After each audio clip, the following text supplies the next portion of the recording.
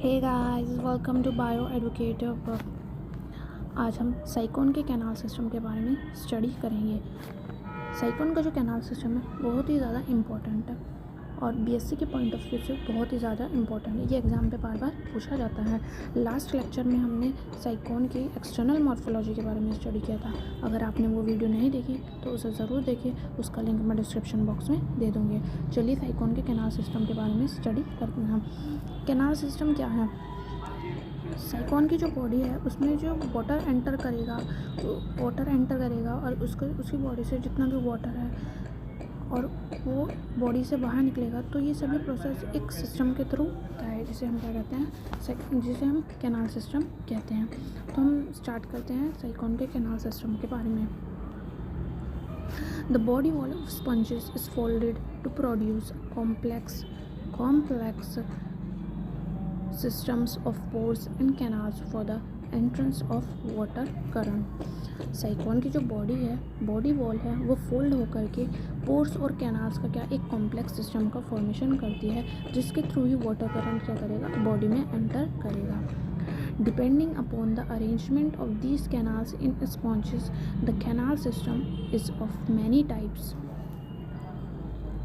अब ये जो कैनाल्स हैं इनका जो बॉडी में अरेंजमेंट है वो किस तरह का है, इस पर डिपेंड होते हुए वेरियस स्पॉन्जेस में वेरियस टाइप के कैनाल सिस्टम होते हैं।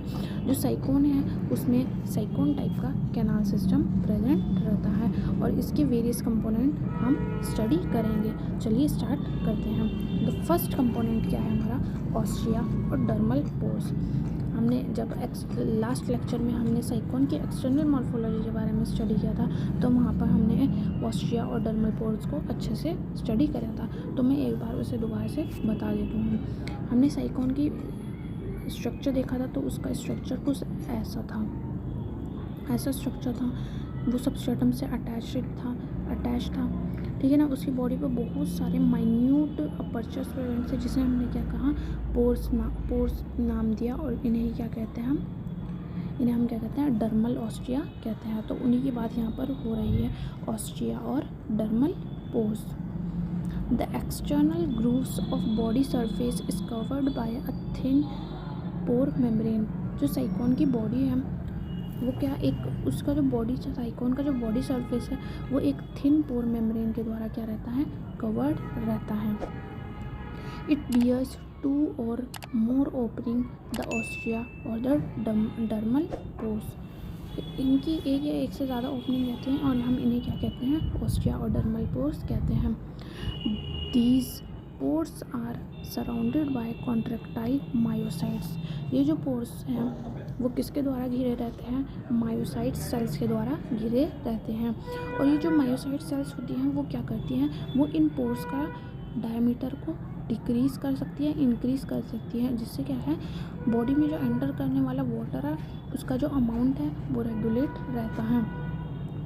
These can reduce the diameter of dermal pores and thus regulate the amount of incoming water। वही बात है, क्या करेंगे, रेगुलेट करेंगे वाटर के अमाउंट को बॉडी में एंटर करने से। These opens into the incurrent canal। अब जो हमारे ऑस्टिया हैं वो कहाँ पर ओपन होंगे, हमारे इनकरेंट कैनाल में ओपन होंगे।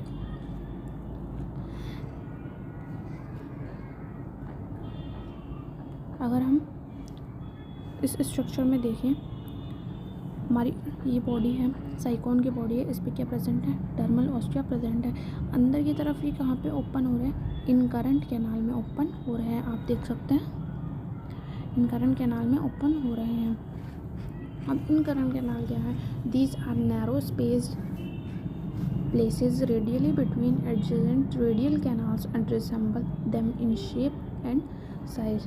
ये क्या है, नैरो स्पेसेस हैं। इनकरेंट कैनाल क्या है, हमारे नैरो स्पेसेस हैं। हम ये देख सकते हैं क्या है, इनकरेंट कैनाल ये हमारा नैरो स्पेसेस है। और ये किस तरह दिखाई देती है, रेडियल कैनाल्स के एडजेसेंट हमें रिसेंबल होती हैं शेप और साइज में। These are lined with pinacocytes. जो हमारी इनकरेंट कैनाल्स हैं वो किसके द्वारा लाइंड रहती हैं, मतलब लाइंड रहती हैं, घिरी रहती हैं, किसके द्वारा, पिनेकोसाइट सेल्स के द्वारा घिरी रहती हैं। ठीक है ना। These opens to the outside through ostia but are blind at their inner side. ये जो इनकरेंट कैनाल्स हैं ये हैं बाहर की तरफ तो ऑस्ट्रिया में खुलती हैं, लेकिन अंदर की तरफ क्या दिखाई दे रही है, हमें ब्लाइंड दे रही है। अगर हम यहाँ स्ट्रक्चर में देखें बाहर की तरफ तो ये ऑस्ट्रिया प्रेजेंट है, इनकरेंट कैनाल ऑस्ट्रिया में खुल रही है, जबकि अंदर की तरफ क्या है, ब्लाइंड है, कोई भी रास्ता नहीं है इसका खुलने के लिए। तो यहाँ पे वही कहा गया हम, ये बाहर की तरफ तो ऑस्ट्रिया के थ्रू ओपन होती है, जबकि अंदर की तरफ कैसी रहती है, ब्लाइंड रहती हैं।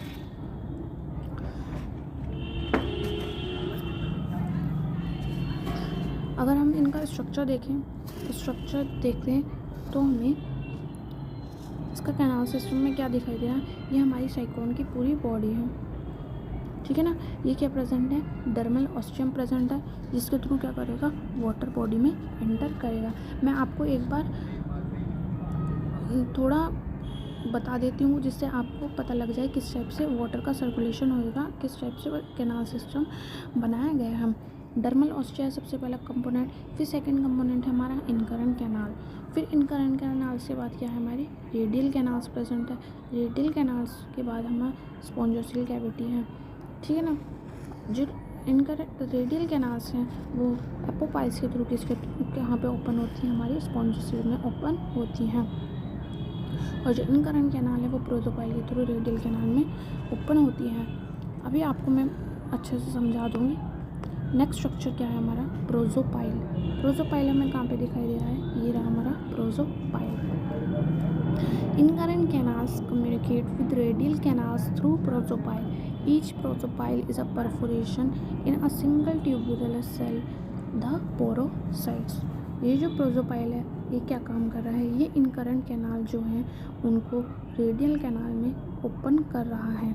ये इनकरेंट कैनाल्स है, ये क्या प्रेजेंट है, हमारे इनकरेंट रेडियल कैनाल्स को क्या कर रहा है, इनकरेंट कैनाल को रेडियल कैनाल में प्रोजोपाइल के थ्रू ओपन कर रहा है। नेक्स्ट स्ट्रक्चर है रेडियल कैनाल्स। अब हमने देखा प्रोजोपाइल के थ्रू इनकरेंट कैनाल कहाँ पर ओपन हो रही है, रेडियल कैनाल में ओपन हो रही है। The radial canals and the incurrent canals lie parallel and alternate to each other being separated by the mesenchyme.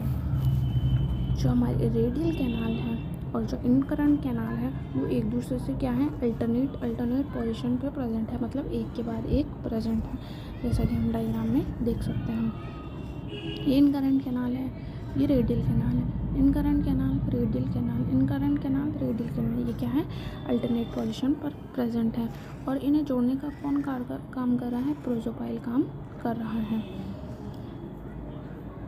और ये इनकरेंट कैनाल और जो रेडियल कैनाल है एक दूसरे से किसके थ्रू सेपरेटेड रहती है, मेसेनकाइम के थ्रू सेपरेटेड रहती हैं। They are arranged in a such a way that in vertical section of the body wall each radial canal appear to be surrounded by 4 incurrent canals, and likewise each incurrent canal is surrounded by 4 radial canals। अगर हम इनकी body का क्या करें, vertical section करें तो इनकी जो बॉडी है वो हमें कैसे दिखाई दे रही है, जो एक इनकरेंट कैनाल है वो चार क्या नाम है, रेडियल कैनाल से हमें घिरी हुई दिखाई दे रही है। ये इनकरेंट कैनाल है।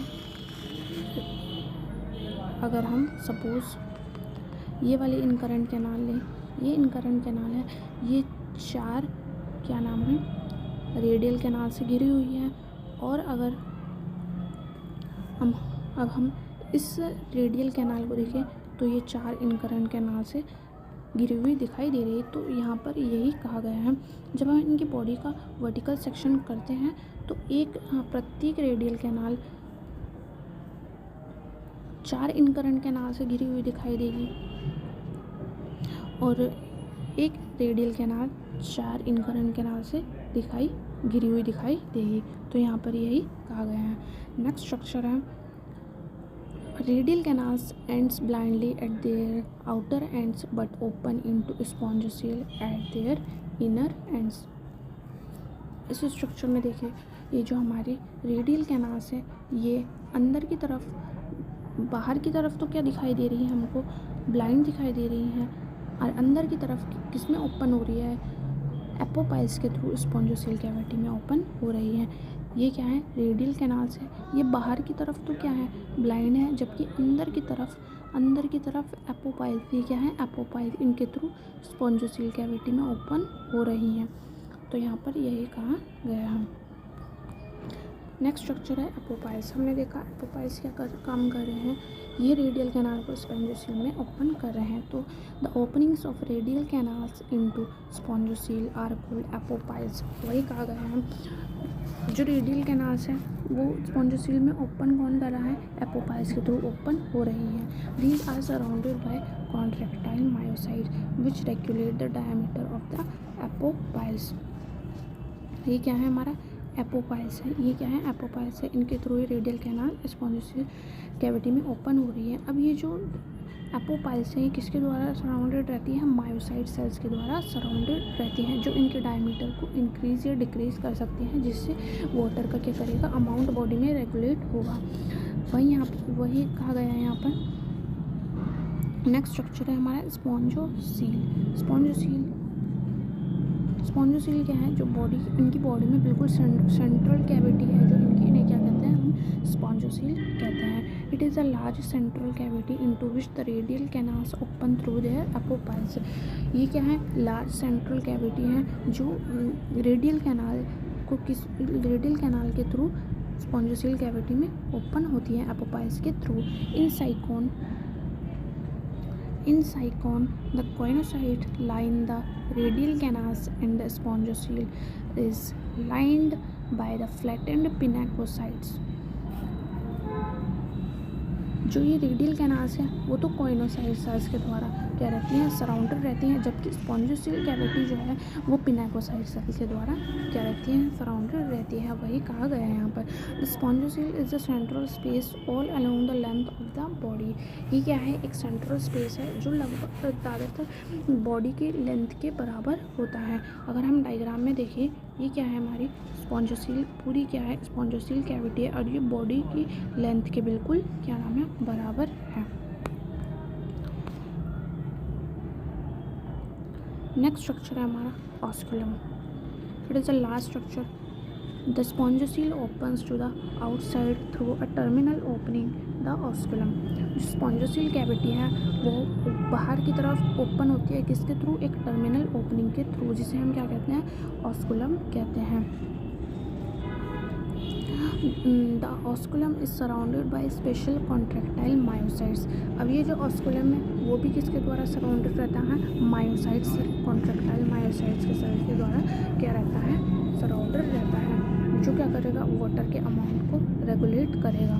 These form a sphincter which regulates the rate of flow of the water from the body. वही कहा गया है, ये क्या करेगा, स्पिंक्चर करेगा। मायोसाइट सेल्स जो हैं वो क्या करेंगे, स्पिंक्चर करेंगे ऑस्कुलम को, मतलब टाइट करेंगे, जिससे क्या करेंगे, वाटर का रेगुलेशन हो जाएगा, उसका जो फ्लो है वो क्या रहेगा, रेगुलेट रहेगा बॉडी में। मैकेनिज़्म ऑफ वाटर सर्कुलेशन को स्टडी करने से पहले मैं आपको एक थोड़ा सा बता देती हूँ वाटर का सर्कुलेशन कैसे होगा साइकोन की बॉडी में। हाँ, ये साइकोन की बॉडी है, सबसे बाहर की साइड क्या प्रेजेंट है, डर्मल ऑस्टियम, जो इसका क्या है, फर्स्ट कंपोनेंट है। इसके थ्रू क्या करेगा, बॉडी में वाटर एंटर करेगा, बॉडी में क्या करेगा, वाटर एंटर करेगा। यहाँ से होते हुए डर्मल ऑस्टिया से होते हुए हमारे जो वाटर क्या है, इनकरेंट कैनाल में जाएगा, क्योंकि हमें पता है ऑस्टिया जो है अंदर की तरफ कहाँ पे ओपन हो रही है, इनकरेंट कैनाल में ओपन हो रही है। अब वाटर कहाँ एंटर गया, इनकरेंट कैनाल में चला गया। अब जो इनकरेंट कैनाल है वो बाहर की तरफ तो ऑस्टिया में ओपन हो रही थी, हमने देखा, लेकिन अंदर की तरफ कैसी थी, ब्लाइंड थी, जैसे कि हम देख सकते हैं यहाँ पर कैसी है, ये ब्लाइंड है, ठीक है ना, ब्लाइंड है। तो ये इनकरेंट कैनाल को रेडियल कैनाल से जोड़ने वाली एक स्ट्रक्चर है, जिसका नाम दिया हमने प्रोजोपाइल। अब जो इनकरेंट कैनाल है उससे जो वाटर है रेडियल कैनाल में कहाँ, किसके थ्रू जाएगा, प्रोजोपाइल के थ्रू ही जाएगा, ठीक है ना। अब जो वाटर है रेडियल कैनाल में आ गया है। अब जो वाटर है रेडियल कैनाल से जो स्पॉन्जोसील कैविटी है जो बीच में सेंटर में प्रेजेंट है उसमें जो वाटर है एपोपाइल्स के थ्रू जाता है, क्योंकि हमें पता है जो रेडियल कैनाल को स्पॉन्जोसिल से जोड़ने के लिए क्या कौन काम कर रहा है, एपोपाइल्स काम कर रहा है। तो एपोपाइल्स के थ्रू ही जो रेडियल कैनाल्स में वाटर है वो कहाँ पे जाएगा, स्पॉन्जोसिल कैविटी में चला जाएगा। अब जो स्पॉन्जोसिल कैविटी में अब वाटर आ गया, पूरा वाटर जो है फिल्ड हो गया, ठीक है ना। अब जितना भी यूज़ है वाटर का वो हो जाएगा, और जितना भी एक्स्ट्रा वाटर है वो एक टर्मिनल ओपनिंग, जिसे हमने बात करी थी ऑस्कुलम, ये क्या है, ऑस्कुलम एक टर्मिनल ओपनिंग है। टर्मिनल मतलब टॉप पे प्रेजेंट है, ठीक है ना। इसके थ्रू वाटर क्या करेगा, आउटसाइड चला जाएगा, ठीक है ना, आउटसाइड चला जाएगा। और ये क्या है, हमारे ऑस्कुलर फेन, जो हमने इसके स्ट्रक्चर में स्टडी करा था, ठीक है ना। आपको समझ में आ गया वाटर किस तरह एंटर करेगा और बॉडी से किस तरह से आउट चला जाएगा।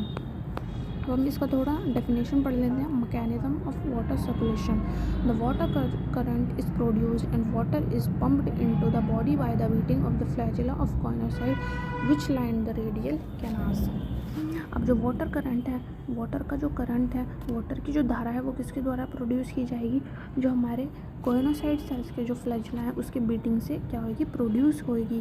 This water current enter the body through the ostia, ठीक है ना। जो वाटर करंट है वो बॉडी में किसके थ्रू एंटर करेगा, ऑस्टिया के थ्रू एंटर करेगा।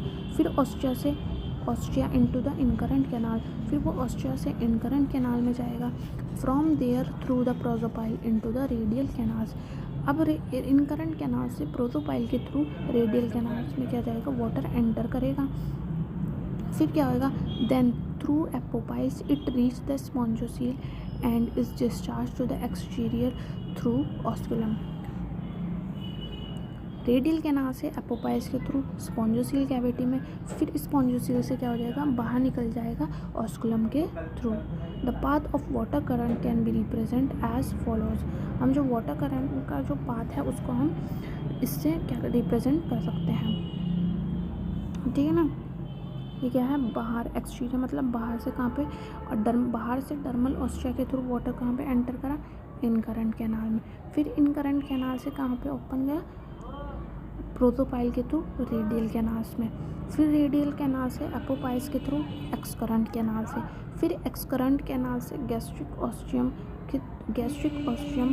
कह लो, या उन्हें गैस्ट्रिक ऑस्टियम के थ्रू पैरागैस्ट्रिक कैविटी। ये क्या, इसको कट कर देना, ये नहीं आएगा, है ना। एपोपाइल्स एक्सकरेंट पैरागैस्ट्रिक कैविटी में, फिर पैरागैस्ट्रिक कैविटी में ऑस्कुलम के थ्रू क्या हो जाएगा, बाहर निकल जाएगा। इस तरह से इसके पाथ को हम रिप्रेजेंट कर सकते हैं। जितना भी ब्रैकेट में लिखा गया है वो उसके थ्रू जो वाटर है वो जा रहा है स्ट्रक्चर्स में, जो इनकरेंट कैनाल्स, रेडियल कैनाल, जिसको मैंने ब्रैकेट में लिखा गया है उसके थ्रू जा रहा है। तो इसको याद करने का इजी ट्रिक है, एक्सटीरियर से डर्मल ऑस्टियम के थ्रू इनकरेंट कैनाल में, फिर इनकरेंट कैनाल से प्रोजोपाइल के थ्रू रेडियल कैनाल्स में, फिर रेडियल कैनाल से एपोपाइल्स के थ्रू पैरागैस्ट्रिक कैविटी में, फिर पैरागैस्ट्रिक कैविटी से ऑस्कुलम के थ्रू एक्सटीरियर, ठीक है ना। इस तरह से आप इसको याद भी कर सकते हैं इजी से, ठीक है ना। एक और स्ट्रक्चर हम देख लेते हैं साइक्लोन के कैनाल सिस्टम का। तो ये क्या प्रेजेंट है, हमारे ऑस्टियम प्रेजेंट है इसकी बॉडी पर। ये है क्या है, ये हमारी बॉडी वॉल है। बॉडी वॉल पे क्या प्रेजेंट है, यहाँ पर हमारे ऑस्टिया प्रेजेंट है। डर्मल ऑस्टिया के थ्रू वाटर कहाँ पे एंटर कर दिया, हमारा इनकरेंट कैनाल में ऊपर एंटर कर दिया। ये क्या है, हमारी इनकरेंट कैनाल, ठीक है ना। फिर इनकरेंट कैनाल से प्रोजोपाइल, ये क्या है, हमारी प्रोजोपाइल के थ्रू कहाँ पे जाएगा, ये हमारा रेडियल कैनाल्स में। फिर रेडियल कैनाल्स में एपोपाइल्स के थ्रू कहाँ पे जा रहा है, हमारी स्पॉन्जोसील कैविटी में। स्पॉन्जोसील कैविटी से फिर ऑस्कुलम के थ्रू वाटर कहाँ पे बाहर निकल रहा है। तो ये स्ट्रक्चर क्या था, आपको समझाने के लिए था। आप एग्ज़ाम में ये वाला डायग्राम बनाएंगे, ये वाला क्या है, इम्पॉर्टेंट है। तो इसको अच्छे से इसकी प्रैक्टिस करेंगे, आपको आसानी से आ जाएगा। इम्पोर्टेंस ऑफ वाटर सर्कुलेशन और कैनाल सिस्टम। अब हमारा जो साइकोन की बॉडी में वाटर सर्कुलेशन और कैनाल सिस्टम का क्या क्या इंपॉर्टेंस है, इसका बहुत ज़्यादा इंपॉर्टेंस है। ये साइकोन की बहुत सारी फिजियोलॉजी को क्या करेगा, कंप्लीट करता है, जैसे न्यूट्रिशन, रेस्पिरेशन, एक्सक्रीशन, रिप्रोडक्शन, ये सभी फिजियोलॉजी को कंप्लीट करता है। The water current is of great physiological importance because it serves the following purpose. वही कहा गया, जो वाटर करंट है वो बहुत सारी फिजियोलॉजी में क्या करेगा, इम्पोर्टेंस है, और ये क्या करेगा, वेरियस फॉलोइंग पर्पस के लिए क्या है, काम को कंप्लीट करता है। सबसे पहले क्या है, nutrition. It brings food in. जब साइकोन की बॉडी में वाटर एंटर करेगा, उसी के साथ साथ जितने भी माइक्रोस्कोपिक फूड पार्टिकल हैं वो भी वाटर के साथ क्या करेंगे, एंटर कर जाएंगे बॉडी में, जिससे क्या होगा, साइकोन का न्यूट्रिशन भी कंप्लीट हो जाएगा, और जितना भी वेस्ट प्रोडक्ट है वो भी क्या करेगा, वाटर के थ्रू ही बाहर निकल जाएगा। नेक्स्ट है हमारा respiration. The water entering the body enrich in oxygen and facilitates exchange of gases। जो वाटर साइकोन के बॉडी में एंटर करेगा, उसी में क्या है, ऑक्सीजन प्रेजेंट रहेगी, ऑक्सीजन रिच रहेगा वो, जिससे क्या होगा, साइकोन को रेस्पिरेशन में भी क्या होगी, उसकी रेस्पिरेशन भी कंप्लीट हो जाएगा, रेस्पिरेशन भी उसे मिल जाएगा, और गैसेस का क्या हो जाएगा, एक्सचेंज हो जाएगा। थर्ड क्या इंपॉर्टेंस है इसके, एक्सक्रीशन में। While leaving the body, the water current removes carbon dioxide and the nitrogenous products। अब जितना भी वेस्ट प्रोडक्ट है, वेस्ट मटेरियल है बॉडी में, वो क्या करेगा, जो वाटर है बॉडी से ऑस्कुलम के थ्रू बाहर निकलेगा, उसी के साथ क्या निकलेगी, कार्बन डाइऑक्साइड, और जितना भी नाइट्रोजनस प्रोडक्ट है वो बॉडी के बाहर निकल जाएगा। और एक और जो वो फिजियोलॉजिकल जो इम्पोर्टेंस है वो है रिप्रोडक्शन। जितने भी स्पर्म वगैरह होंगे वो भी वाटर के थ्रू वाटर के साथ ऑस्कुलम के थ्रू बॉडी से बाहर निकल जाएंगे। जो इस कारण जो वाटर सर्कुलेशन है या कैनाल सिस्टम है साइकोन की बॉडी में बहुत ज़्यादा इम्पोर्टेंस है इसका, क्योंकि ये क्या करेगा, ज़्यादा से ज़्यादा इनकी फिजियोलॉजिकल एक्टिविटीज़ को कंप्लीट करता है। तो गाइज़ ये था साइकोन का कैनाल सिस्टम, बहुत ही ज़्यादा इम्पोर्टेंट है। आप इसे अच्छे से स्टडी करेंगे, बहुत ही इजी लैंग्वेज में मैंने इसे लिखा है। तो गाइज़ आपको ये वीडियो अच्छी लगी तो इसे लाइक करें, शेयर करें, चैनल पर नए आए हैं तो सब्सक्राइब करें। तब तक के मिलेंगे नेक्स्ट वीडियो में, तब तक के लिए बाय बाय, टेक केयर।